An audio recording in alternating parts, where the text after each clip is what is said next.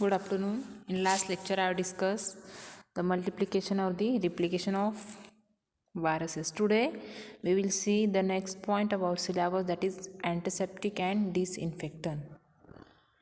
The antiseptic and the disinfectants are, or these are non-selective anti-infective agents that are applied topically. Yes, what are those agents?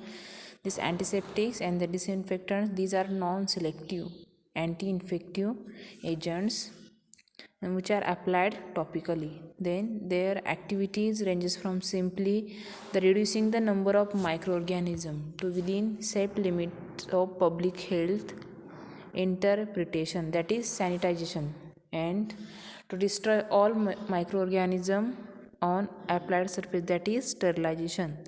So what is sanitization and what is sterilization? Sanitization, it means, is simply the reducing the number of microorganism to within safe limits of public health interpretation, that is sanitization. And what is sterilization? To destroying the all microorganism, that is all microorganism on applied surface, that is sterilization. In general, the antiseptics are applied on tissue to suppress or to prevent microbial infection. Then the disinfectants are germicidal compounds usually applied to inanimate the surfaces. Sometimes the same compounds may act as an antiseptic and a disinfectant depending upon the drug concentration. So yes, depending upon, first that is drug concentration, then condition of exposure and the number of organisms. Then to achieve maximum efficiency, it is essential to use the proper concentration of drug for the purpose intended. Yes, to achieve the maximum efficiency, it is essential to use the proper concentration. Then the topical anti-infective agents are extensively used in surgery. Yes, what I am saying? Keep in mind. See here, the topical anti-infective agents that are extensively used in surgery for antisepsis of the surgical site and the surgeon hand, and to disinfect the surgical instrument and the hospital premises. Then other common uses are disinfectant for home, then farm premises, food processing facilities, then water treatment, then in public health sanitation, then antiseptic in soap, then teeth dips and dairy sanitizers. Then antiseptics also have been used to treat, the antiseptics are also have been used to treat local infections. However, in most cases, the systemic chemotherapeutic agents are preferred because they often penetrate better into the foci of infection and are less likely than the topical anti-infectives to lose their potency when in contact with body fluids and the debris in infected areas. Then the ideally antiseptics and disinfectants should have a broad spectrum and the potent germicidal activity. They having the broad spectrum and the potent germicidal activity with rapid onset and the long lasting effect. Then they should withstand a range of environmental factors, for example pH, temperature and humidity. Yes, they should withstand large number of, or they withstand a range of environmental factor, for example pH, temperature and the humidity. Then it must retain the activity even in presence of pus, necrotic tissue, soil and other organic material.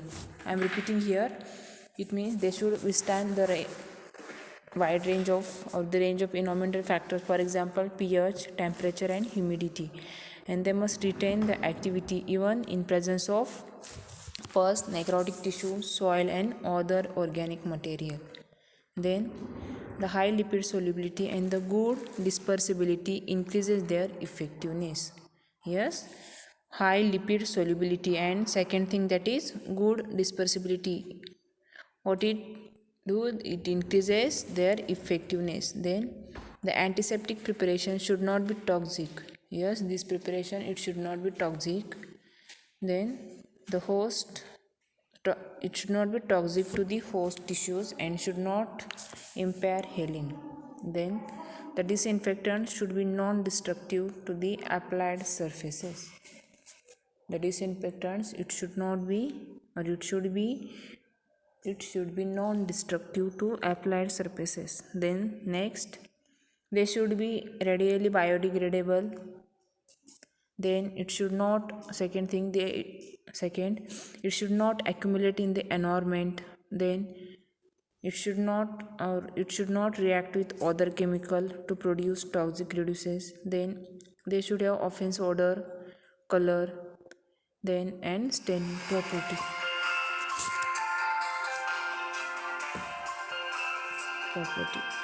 Then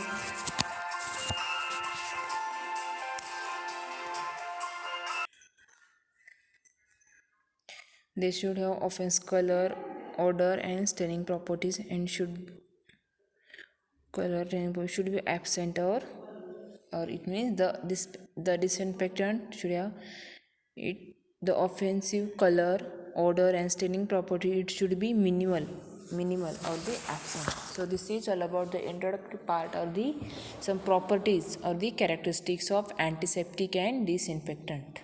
Next, that is classification based upon mechanism of action. That is, we will see the classification of disinfectant.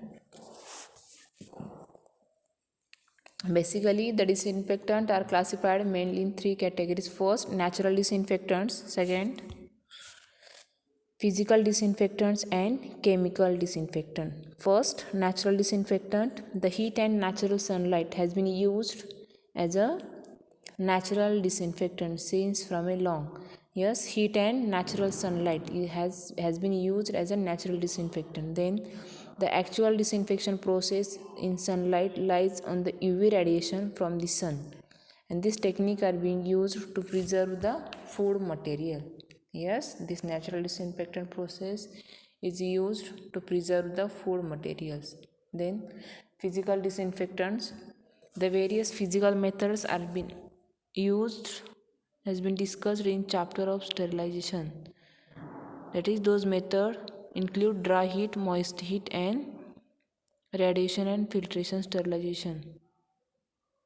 Yes, I'm repeating here the physical disinfectant, the various physical methods that are used. It means it is already discussed in sterilization. Those methods include the dry heat, then moist heat, then radiation sterilization and the filtration sterilization. In case of physical method, sunlight. In case of dry sterilization, incineration, reheat, then flaming, then hot air wound. Then moist heat. In case of moist heat, autoclave, tyndalization and pasteurization. Then in case of radiation sterilization, by ionizing radiation and the by non-ionizing radiation. In case of filtration method, this filtration method is also called as what? Mechanical method. In that, first membrane filters, seeds filters, then candle filters, sintered glass filter and HEPA filter. This all classification or the all explanation of this sterilization method comes under the explanation of physical disinfectants. I am repeating here, see what I am saying. This classification or this explanation of this sterilization method, physical and all physical methods and all mechanical or the filtration method that are comes under physical disinfectants. Then third, that is chemical disinfectant. These are various solid, liquid and the gases that are used in chemical disinfection process. It can be categorized into two groups by chemical nature, then spectrum of activity or the mode of action. Then following are the mode of action of different disinfectant. First we will see the alcohols. The all type of alcohols are antiseptic and the antiviral agents. Yes, all type of alcohols are antiseptic and the antiviral agent. Then these are highly effective in combination with water. These alcohols are highly effective when it is highly effective. It is effective when it is combination with water. Then these are effective against poliovirus and rhinovirus. These are effective against the poliovirus and rhinovirus. Then 70% solution of ethyl alcohol. The 70% solutions of ethyl alcohol and the isopropyl alcohol are commonly used as a hand disinfectant in pharmaceuticals. I am repeating here, is important for MCQs, all classification. The 70% solutions of ethyl alcohol and the isopropyl alcohol are commonly used as a for it is used for a hand disinfectants in a pharmaceuticals. Then this alcohol denatures the cell wall proteins. This alcohol denatures the cell wall proteins. Then we will see the mode of action of alcohol. The alcohols dehydrate the cell, disturb membranes and causes coagulation of protein. These alcohols dehydrate the cell, disturb membrane and causes coagulation of protein. Then examples: ethyl alcohol, isopropyl alcohol and methyl alcohol. Then applications: a 70% aqueous solution is more effective at killing microbes than the absolute alcohol. A 70% aqueous solution is more effective at killing microbes than the absolute alcohol. Then 70% ethyl alcohol, that is spirit, is used as an antiseptic on the skin. See here, keep in mind. Listen carefully. A 70% aqueous solution is more effective at killing microbes than the absolute alcohols. Then 70% of ethyl alcohol, that is your spirit, is used as an antiseptic on skin. Then isopropyl alcohol is preferred to ethanol and it can also be used to disinfect the surfaces. Then it is used to disinfect the clinical thermometers. Then the methyl alcohol kills fungal spores, hence it is useful in disinfecting the inoculation food. But the disadvantage of this alcohol, it is skin irritant. Then second, it is volatile. As you know the meaning of volatile, it means it get volatile or evaporate rapidly and it is inflammable. So these are the few advantages of alcohol. Next, that is aldehydes. This aldehyde having antibacterial, antifungal, antiviral and sporicidal activity. Yes, this aldehyde possesses which activities? First, antibacterial activity, then antifungal activity, antiviral and the sporicidal activity. These are helpful. These aldehydes are helpful to destroy the spores of Bacillus subtilis and the Clostridium sporogenes. Then glutaraldehyde and the formaldehyde are commonly used aldehyde in disinfectants. Yes, what are those aldehydes that are used in commonly? That is glutaraldehyde and the formaldehyde. These are commonly used. Then the 2% solution inhibit the activity of enzymes in the cell, then denature the cell protein. Next, mode of action of aldehyde. It acts through the alkylation of amino carboxyl or the hydroxyl group. Yes, it acts through the alkylation of amino carboxyl or the hydroxyl group and they probably damage the nucleic acids. It damages the nucleic acid. Then it kills all microorganism. Including what? That is spores. For example, formaldehyde and glutaraldehyde. Then we will see the applications.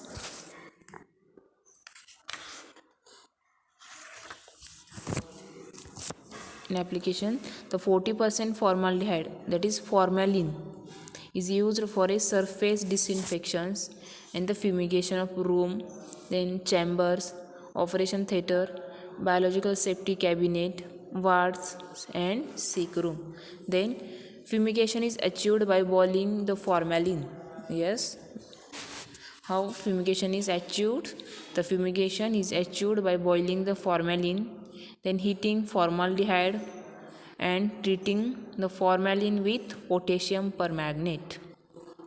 And by heating formalin, by boiling the formalin or heating the formaldehyde or the treating formalin with potassium permanganate. Then it also sterilized bedding, furniture and books. Then 10% formalin with 0.5%. These values are important for your MCQ. The 10% formalin and the 0.5% of tetraborate, it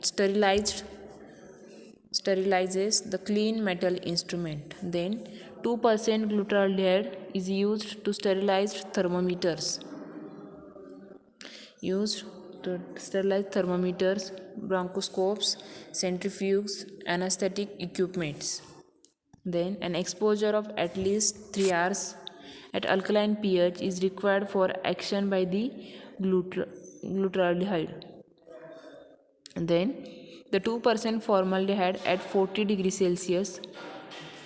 Then the 2% what? 2% formaldehyde for or at 40 degrees Celsius for 20 minutes is used to disinfect the wool, and 0.20% of formaldehyde at 60 degrees Celsius for 6 hours to disinfect the animal hairs and bristles. I am repeating here, the 2% of formaldehyde at 40 degrees Celsius for 20 minutes. It is used to disinfect the wool. And second thing, that is the 0.25% at 0.25% of formaldehyde at 60 degrees Celsius for 6 hours to disinfect animal hairs and the bristles. Then we will see the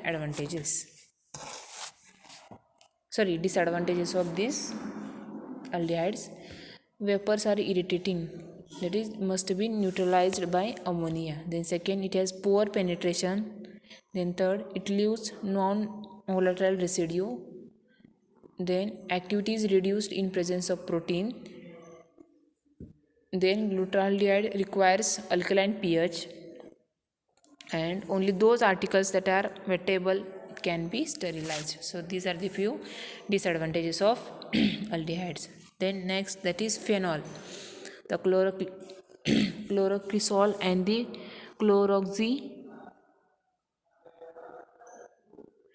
chloroxylenol are used as a disinfectant. These are the general disinfectants and also having the antifungal and the antiviral properties, and it denatures the proteins and the enzymes of the cell. It is used as a antifungal and the antiviral properties. Then it denatures the proteins and the enzymes of the cells. Then mode of action, it acts by disruption of membrane, then precipitation of protein and the inactivation of enzymes. Examples of phenol: 5% phenol, then 1 to 5% of cresol, then 5% of lysol, that is saponified cresol. 5% lysol, it means a saponified cresol. Then hexachlorophene, then chlorhexidine and the chloroxylenol, that is Dettol. Chloroxylenol, that is your Dettol. Then we will see the applications. The Joseph Lister used it to prevent the infection of surgical wound. Then phenols are coal tar derivatives. They act as a disinfectant at high concentration, and it acts as an antiseptic at low concentration. Yes, these phenols, it acts as a disinfectant when it is used in higher concentration, and when it is used in lower concentration, then it acts as an antiseptic. They are bactericidal, fungicidal and the microbactericidal, but they are inactive against spores and most viruses. then they are not readily inactivated by organic matters. Then the corrosive phenolics are used disinfectant of ward floor in discarding the jar in laboratories and the disinfectant of bedpans. Then chlorhexidine can be used in isopropanol solution for skin. The chlorhexidine can be used in an isopropanol solution for skin disinfections or as an aqueous solution for wound irrigation. Then it is often used as an antiseptic. Hand wash.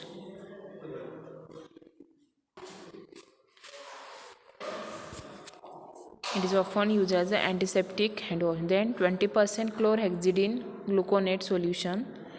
Then the 20% chlorhexidine gluconate solution is used for a pre-operative hand and the skin preparation.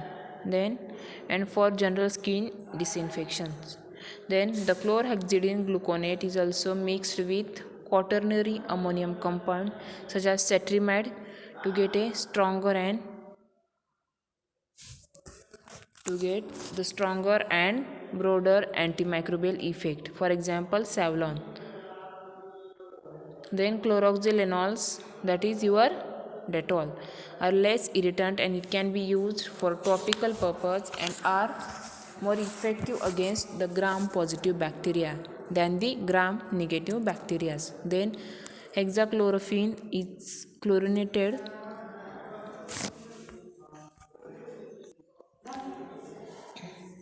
No, the hexachlorophene is chlorinated diphenyl and is much less irritant. Then it has marked effect on gram-positive bacteria, but these are less effective against or gram-negative bacteria. Gram-negative bacteria, mycobacteria, fungi, and viruses. Then triclosan is an organic phenyl ether with good activity against what? That is gram-positive bacteria and effective to some extent against the gram-negative bacteria including Pseudomonas. Then it also has fair activity on fungi and the viruses.